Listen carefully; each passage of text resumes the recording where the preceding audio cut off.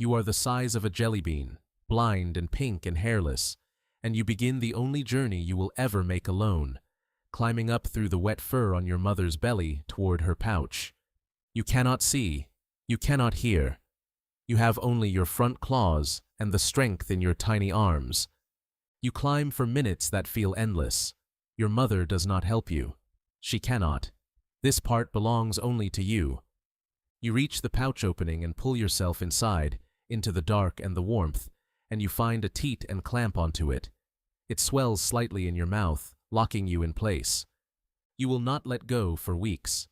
Inside the pouch, you grow in the dark, fed only on milk, your eyes still sealed shut, your ears still folded flat against your skull. You are 4 weeks old now. Fur begins to appear along your back, fine and gray.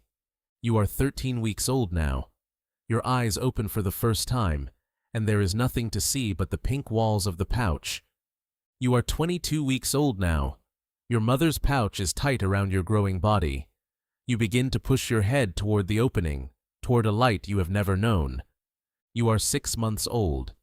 You emerge from the pouch for the first time, and the world floods in, bright and vast and smelling of eucalyptus oil. You cling to your mother's belly, blinking, gripping her fur with claws built exactly for this.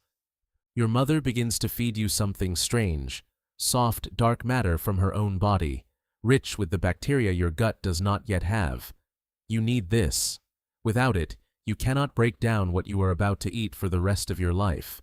You take it from her, and something changes inside you. You are 7 months old. You climb, for the first time, onto your mother's back instead of her belly. The world tips sideways as she moves through the canopy, branch to branch, and you hold on. You reach for a leaf on your own. Eucalyptus, sharp and oily and faintly poisonous to almost every animal alive. Your mother chews slowly nearby, unaffected. Your body is already learning to be like hers. You are 1 year old now. Your mother climbs down less. She grows restless when you cling too long. One morning, she moves away from you across a branch and does not wait. You reach for her and grasp only air. You are on your own.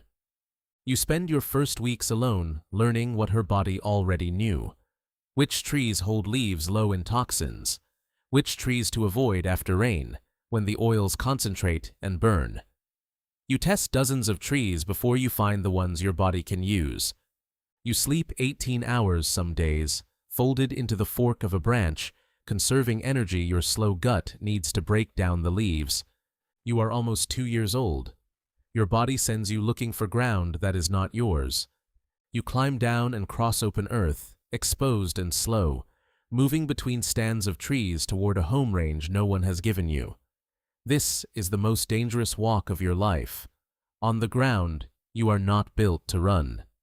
You reach a stretch of forest with unclaimed trees, and you climb, and you scratch a mark into the bark, high, where other koalas will find it. This place is yours now, if you can hold it. You are 3 years old. A male's bellow rolls through the trees at dusk, low and guttural, nothing like the soft chirps of a joey. It does not come from you. It comes from somewhere close, somewhere too close to your marked trees. You freeze, ears turned toward the sound. He is testing the edge of what you have claimed. Night after night the calls continue, and some nights he is closer than others. You answer once, a short grunt low in your throat, and the forest goes quiet. You are 4 years old now. You are pregnant for the first time, though nothing in your body shows it yet. 35 days pass. A joey the size of a bean climbs from you into your pouch, exactly as you once did, and you feel the small tug of claws against fur you cannot see.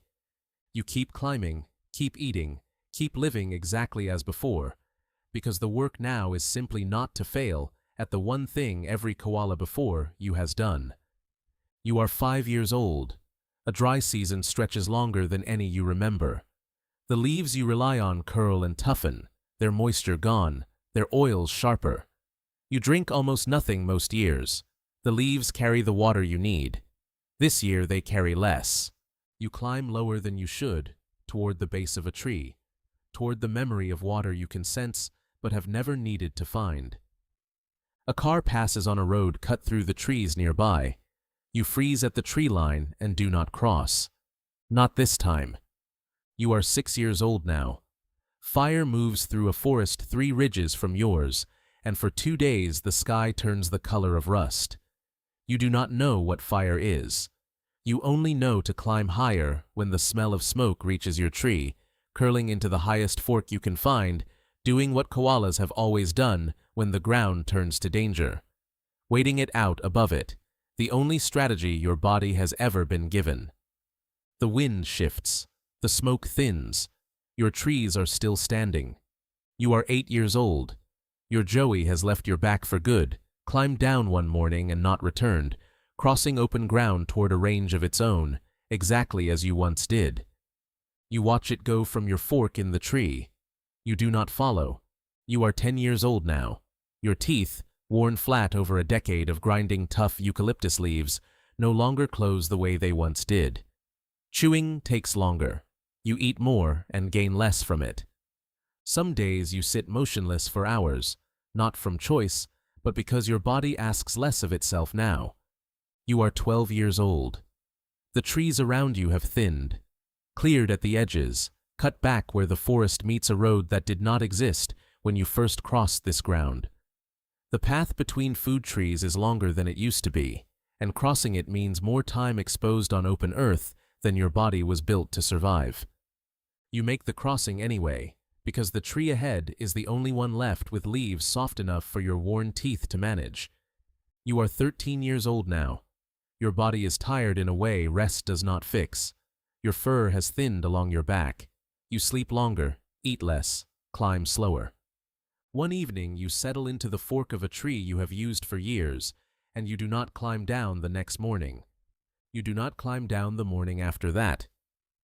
Below your tree, weeks later, a smaller shape moves through the same branches. A young koala from a neighboring range, testing new ground, scratching a mark into bark grown soft with time.